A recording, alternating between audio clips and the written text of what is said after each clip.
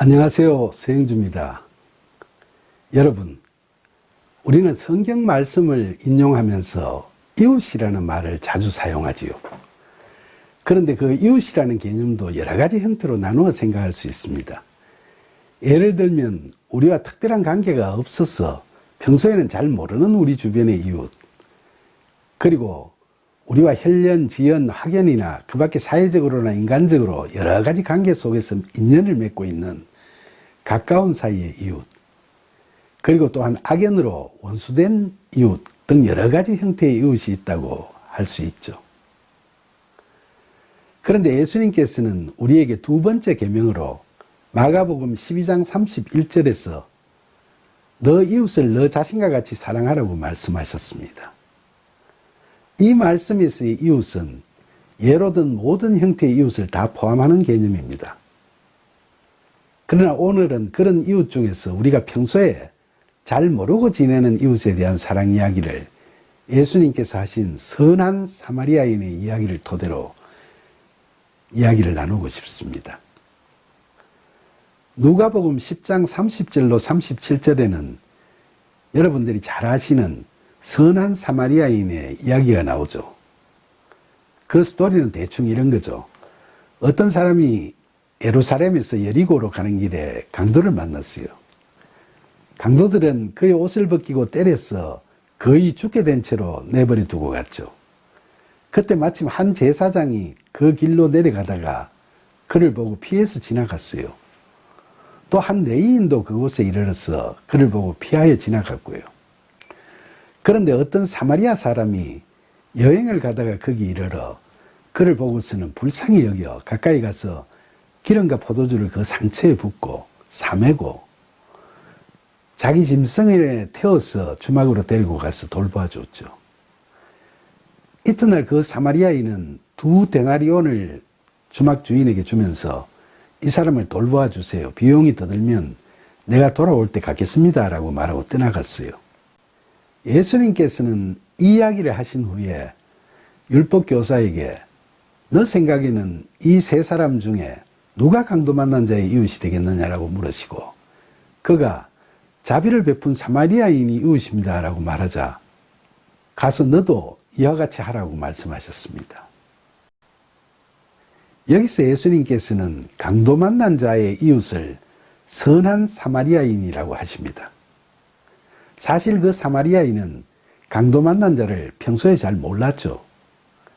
그러면 왜 그가 그 강도 피해자를 도왔을까요? 그는 성전에도 다니지 않고 앞서 지나간 제사장이나 레위인처럼 영적인 사람도 아니었고 유대인들이 배역자라고 무시하는 사마리아인이었는데 말입니다. 그런데 그는 강도 피해자를 보는 순간 그에게서 자기 자신의 모습을 보았던 겁니다. 자기나 그 피해자나 다 언제든 강도 만날지 모르는 약한 존재에 불과하다는 동료의식을 느끼게 된 거죠. 이웃은 이처럼 서로 동료의식을 느껴야 평소에 잘 몰랐어도 이웃이 되는 겁니다. 제사장이나 레위인은 성직자 가문의 사람이죠. 그런 사람들은 일반적으로 나쁜 사람, 인정머리 없는 사람이라고 비난하기 위해서 예수님께서 그들을 이 이야기에서 언급하신 건 아닙니다. 예수님께서는 단지 그들이 동료의식을 못 느꼈던 점을 강조하시기 위해서 그들을 언급하신 겁니다. 그들은 평소에 돈을 갖고 다니지도 않고 또 그들의 옷차림이나 행색을 보면 성직자인 줄을 잘 알기 때문에 강도가 그들에게 덤빌 일이 별로 없었던 거죠. 그리고 그들도 자신들은 그 길을 가다가 그 피해자처럼 강도 만날지 모른다는 생각을 하지 않았던 겁니다. 그러니까 못 본 채 비켜가 버린 거죠. 이처럼 그들이 예로 들어진 것은 예수님께서 그들을 비난하시기 위함이 아니라 우리가 어떤 상황에서든 상대에게 동료의식을 못 느끼면 우리는 그에게 이웃으로서의 반응을 하지 않게 되기가 쉽다는 것을 이야기하시기 위함이라고 생각합니다. 그러면 여기서 강도 피해자의 진정한 이웃인 사마리아인이 어떻게 그를 치료하고 돌보았는지를 한번 살펴보죠. 그 사마리아인은 피해자를 발견하고 길 가던 다른 사람들과 함께 그를 부축해서 마을로 데리고 가서 병원이나 요즘 같으면 파출소 같은 곳에 신고를 하는 그런 식으로 일을 처리하지 않고 바로 그 자리에서 그 혼자 응급치료를 했습니다. 그는 피해자에게 가까이 다가가서 상처난 곳에 포도주를 부어 소독을 하고 올리브 기름을 바르면서 상처를 문질러 주면서 붕대로 싸매고 나서 자기가 타고 다니던 나귀에 그를 싣고 마을로 내려왔죠. 이처럼 참된 이웃은 자기 이웃이 영육간의 상처를 받고 고통 속에 있을 때 그들을 누구에게 맡기기보다는 자기가 할 수 있는 최선을 다해 우선 그를 위로하고 치유하는 그런 사랑을 직접 먼저 베푸는 자였던 거죠. 그리고 그는 밤새도록 주막집 한 방에서 피해자의 곁에 누워 자면서 신음하는 그를 위로하고 보살폈습니다. 아침이 되어서 심하게 다친 강도 피해자가 위험의 고비를 넘기자 그 사마리아인은 주막 주인에게 얼마의 돈을 지불하면서 그가 회복될 때까지 돌보아 줄 것을 당부하고 자기 길을 떠났습니다. 이처럼 진정한 이웃은 자기 이웃의 사고를 자기가 수습해 줄 수 있는 데까지는 자기가 주도가 되어서 최선을 다하고 그 다음에 다친 이웃이 안정이 되면 그를 도와줄 수 있는 또 다른 이웃에게 그를 맡기는 그런 책임 있는 사랑을 베푸는 자인 겁니다. 주변을 둘러보면 그저 아픈 이웃을 옆에 두고 말로만 위로하고 돌아서서는 잊어버리는 그런 이웃들이 태반인데 진정한 이웃은 그렇지 않다는 걸 보여주는 거죠. 그런데 이 이야기에서 꼭 기억하고 있어야 할 것은 그 사마리아인이 만난 강도 피해자는 원래 자신의 친구나 친지가 아니었다는 사실입니다. 난생 처음 보는 사람인데 그를 보면서 그 사마리아인은 나도 저런 궁지에 빠질 수 있다는 생각에서 자신을 돌보듯이 그를 돌본 겁니다. 그가 보인 이 사랑이 바로 예수님께서 마가복음 12장 31절에서 너 이웃을 너 자신같이 사랑하라고 하신 말씀에 따른 이웃사랑의 표본이라고 할 수 있겠죠. 그리고는 이 사마리아인은 자기 길을 떠났습니다. 그는 강도 피해자가 어떤 사람인지 그의 집안이 어떤지에 대해서 아무 관심을 보이지도 않았고 또 그에게 자기가 누군지도 밝히지 않았습니다. 그저 주막 주인에게 잘 돌봐주기를 당부하고 떠나간 거죠. 이처럼 참된 이웃은 자기 이웃에 대한 자신의 베품, 자신의 선행에 대해 어떤 대가를 바라거나 칭찬이나 칭송을 바라지 않습니다. 이와 같은 이웃 사랑이 바로 예수님께서 말씀하시는 그야말로 이타적인 아가페 사랑, 바로 하나님의 사랑인 거죠. 우리가 참된 그리스도인이라면 우리가 만나는 어려운 사람들을 자기 자신처럼 사랑하는 이 선한 사마리아인의 아가페 사랑을 나타낼 수 있을 겁니다.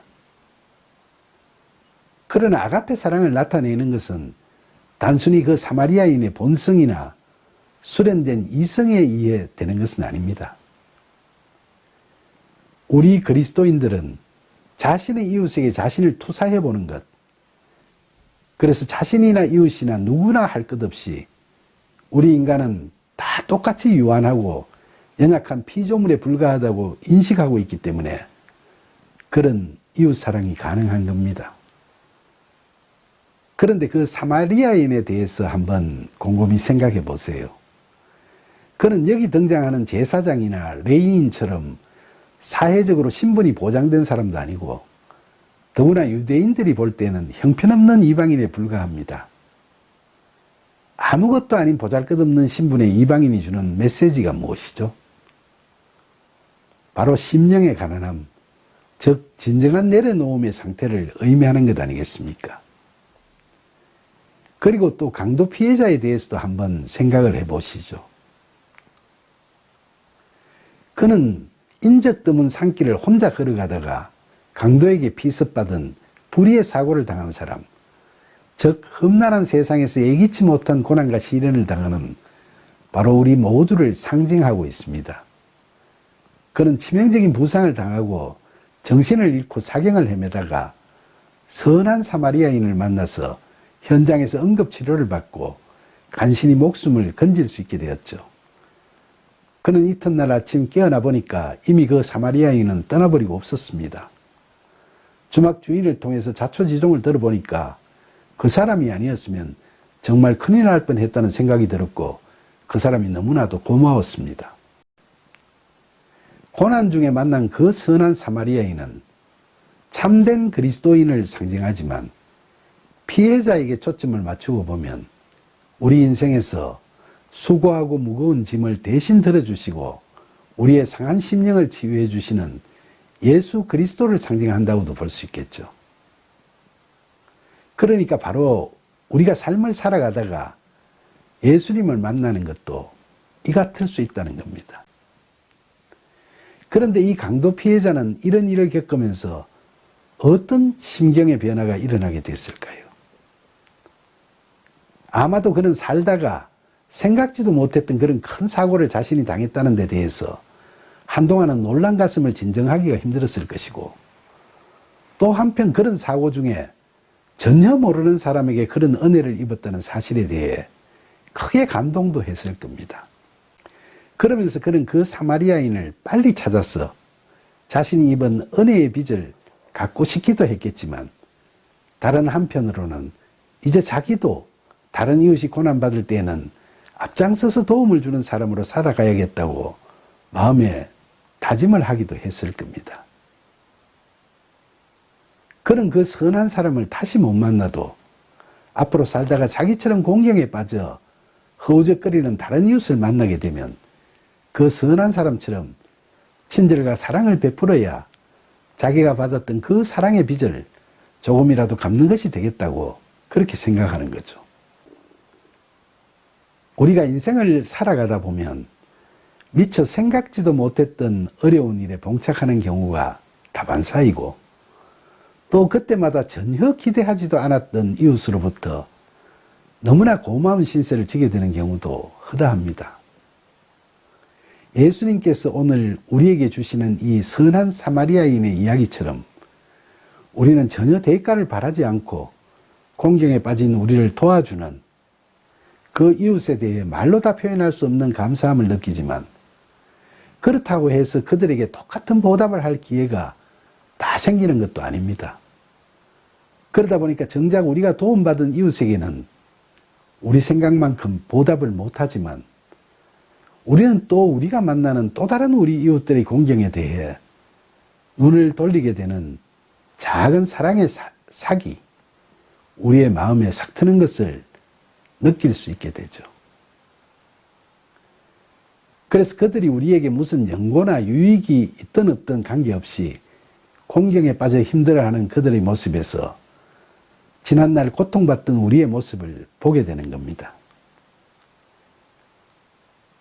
이처럼 우리가 성령의 이끄심에 따라 우리의 영안이 열리면 그 이웃은 우리 자신의 거울이 되고, 우리는 그 이웃 속에서 우리의 모습을 볼 수 있게 되는 거죠. 그래서 그 이웃에게 투사된 우리 자신에게 우리는 사랑을 베풀게 되는 겁니다. 성령의 이끄심을 받아 바로 그런 식으로 아낌없는 사랑을 우리가 만나는 이웃들에게 베풀게 되는 거죠. 그야말로 예수님께서 자기 자신을 사랑하는 것처럼 이웃을 사랑하라고 하신 말씀처럼 그런 사랑을 하게 되는 겁니다. 예전에 제주도에서 개최된 학예 세미나에 참가해서 여행 전문가로서 많은 베스트셀러를 우리에게 널리 선사했던 한비아 씨의 강의를 들은 적이 있습니다. 그녀는 아프리카를 여행할 때 소말리아 국경 부근 어느 시골 마을에서 전염병 환자들을 치료하고 있던 40대 중반의 케냐인 안과 의사를 우연히 만났답니다. 그 의사는 케냐 대통령이 진찰을 받으려고 해도 며칠을 대기해야 할 정도로 유명한 의사였습니다. 그런 그가 아무도 알아주지 않는 험한 오지에 와서 의료 봉사를 하고 있는 것을 본 한비아 씨는 왜 그가 그런 일을 하고 있는지 궁금해서 그 이유를 물어봤답니다. 그때 그 의사는 그녀에게 내가 가지고 있는 기술과 재능을 돈 버는 데만 쓰는 것은 너무 아깝잖아요. 지금 내가 하고 있는 이 일은 돈은 못 벌어도 내 가슴을 몹시 뛰게 합니다. 라고 이야기하더랍니다.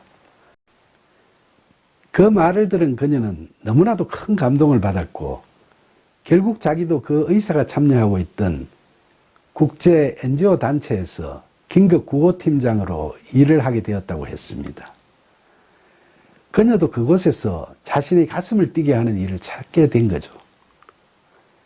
이것이 바로 그 의사와 그녀가 평소 일면식도 없던 그 아프리카 오지 마을의 주민들의 모습 속에서 자기를 발견하고 성령의 이끄심에 따라 그들의 이웃이 되어 그들을 사랑하게 된 이웃사랑의 전형이라고 할 수 있지 않겠습니까? 부디 살아가면서 우연히 만나게 되는 이웃들에게 아무 대가도 바라지 않고 베풀어 줄 수 있는 그런 사랑이 성령의 도우심으로 은혜롭게 우리 안에 가득 차고 그런 사랑을 아낌없이 흘려보낼 수 있는 저와 여러분이 되기를 간절히 소망합니다. 감사합니다.